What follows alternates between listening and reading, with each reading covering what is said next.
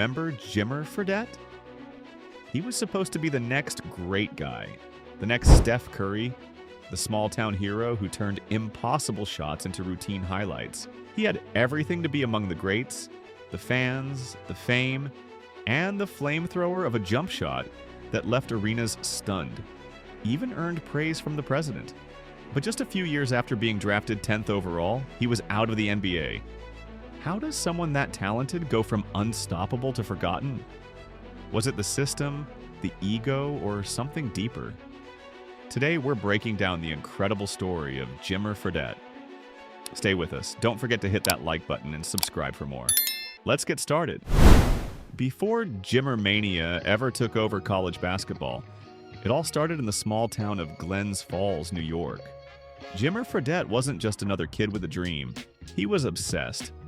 His older brother, TJ, made him sign a handwritten contract, pledging to do whatever it took to make it to the NBA. And Jimmer lived by it. When other kids were out playing video games, he was in dimly lit gyms, perfecting his shot. He learned early how to shoot from deep because playing against older, stronger kids meant driving to the rim just wasn't an option.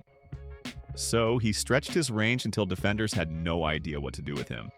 By high school, Jimmer was dropping over 30 points a night, scoring more than 2,400 career points, and earning New York's Player of the Year honors. He wasn't flashy or cocky, but his confidence was real. That mix of small-town grit and big-time talent set the stage for what would soon become a nationwide obsession. When Jimmer Fredette arrived at BYU, nobody could have predicted the show that was about to unfold. At first, he barely saw the floor, buried behind upperclassmen. But once he earned his chance, everything changed.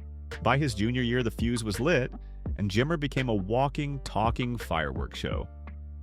In 2009, he dropped 49 points on Arizona, then followed it up with a 52-point explosion against New Mexico in the Mountain West tournament, breaking records and silencing every critic who said he wasn't athletic enough. By his senior season, Jimmer Mania had taken over the country.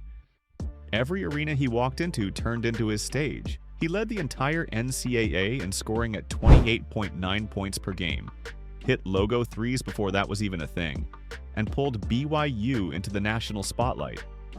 Kevin Durant called him the best scorer in the world. President Obama said he was unbelievable. I know you've been extremely busy. Have you had any kind of chance to see Jimmer Fredette from BYU? Unbelievable. Fredette wasn't just a player. He was becoming a guy with big expectations. The kid from Glens Falls had become college basketball's ultimate showman, rewriting BYU record books and forcing the NBA to take notice. After 4 unforgettable years at BYU, Jimmer Fredette was a national icon. His jersey sales rivaled those of NBA stars, his highlights flooded ESPN, and his name was synonymous with long-range magic. So when the 2011 NBA draft rolled around, the hype was enormous. The Milwaukee Bucks selected him 10th overall, but he was immediately traded to the Sacramento Kings, a young, struggling team desperate for an identity. Fans in Sacramento thought they had found their savior. The comparisons to Steph Curry were everywhere. The range, the swagger, the shoot-from-anywhere confidence. Even NBA veterans were curious to see if his college brilliance could translate. But behind the excitement was quiet skepticism. Scouts questioned his defense, his size, and whether his one-dimensional scoring style could survive against faster, stronger guards. Still, the spotlight was bright and expectations were sky-high. Fredette signed his rookie deal, smiling through cameras and flashing his trademark humility. The Kings handed him the keys to a fan base hungry for hope. And for a moment, it felt like Jimmer really might be the next great NBA marksman the world had been waiting for. The NBA hit Jimmer Fredette like a wall. In college, he had the green light to shoot from anywhere. In the pros, that freedom vanished fast. The Sacramento Kings were chaotic. No real structure, constant coaching changes, and guards fighting for minutes. Jimmer's rookie season showed flashes of what he could do, averaging 7.6 points in limited time. But his rhythm never found a home. Defenders were longer, quicker, and far more physical. The same shots that dropped easily at BYU were now contested by 6'7" wings, who closed out in a blink. Coaches saw his shooting talent but questioned everything else. His defense, his playmaking, even his ability to run an offense. As seasons passed, his minutes dropped. By his third year, he was barely seeing the floor, bouncing between Sacramento, Chicago, New Orleans, and later New York. He still shot over 40% from deep when given minutes, but those chances were rare. The NBA wasn't built to showcase him. It exposed him. And just like that, one of college basketball's brightest stars began fading from the league's spotlight. Jimmer Fredette came into the NBA with the same confidence that made him a legend at BYU, but in the pros, that confidence sometimes worked against him. He still had the same incredible shooting stroke, hitting 38.1% from deep for his career, yet his style never adjusted to the league around him. Former Kings coach Keith Smart once said Jimmer has something a lot of guys don't have, scoring ability, but also pointed out that he needed to become a little selfish and learn how to play within the NBA's system. Fredette's problem wasn't a lack of skill, it was a lack of flexibility. He played the game his way, even when the system demanded change. Instead of adapting to off-ball movement or becoming a more complete guard, he stuck to the same isolation-heavy style that worked in college. That stubbornness slowed his growth. The NBA rewards players who evolve, and while Jimmer's shot stayed elite, his unwillingness to reshape his game turned his biggest gift into his biggest limitation. When the NBA doors started closing, Jimmer Fredette didn't quit, he just found a new stage. In 2016, he signed with the Shanghai Sharks of the Chinese Basketball Association, and almost instantly the world remembered who Jimmer Fredette was. Over there, he wasn't fighting for minutes or fitting into a system. He was the system. Fredette averaged 37.6 points per game during the 2016-17 season, won the CBA International MVP Award, and even dropped 73 points in a single game. China embraced him like a superstar. Fans called him Jimmo Dashin, meaning the lonely god. Yeah, I mean, it is true. The people here do love you.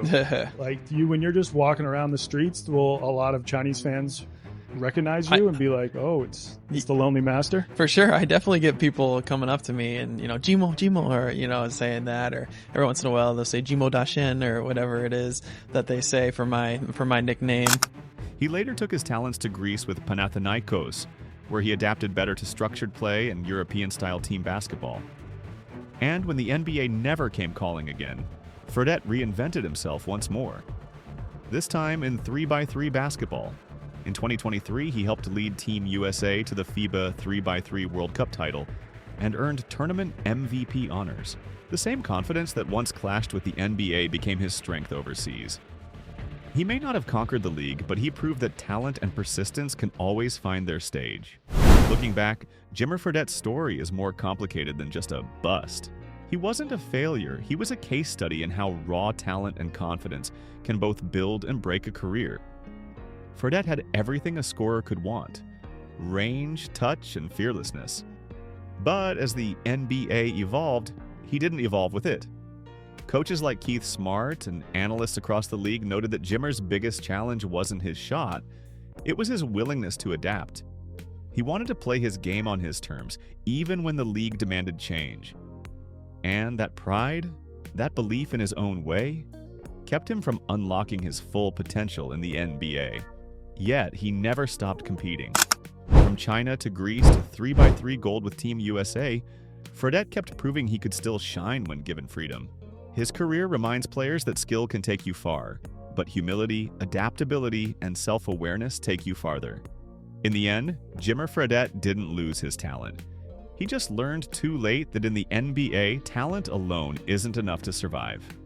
So, Jimmer Fredette's career proves that talent alone doesn't guarantee greatness. His story still leaves fans wondering, what if Jimmer had accepted a smaller role earlier? What if he'd adapted before it was too late? Maybe things would have turned out differently. So, what do you think? Did Jimmer destroy his own career, or was he simply in the wrong era? Let us know in the comments, and don't forget to like the video and subscribe for more NBA stories and stuff. Thanks for watching.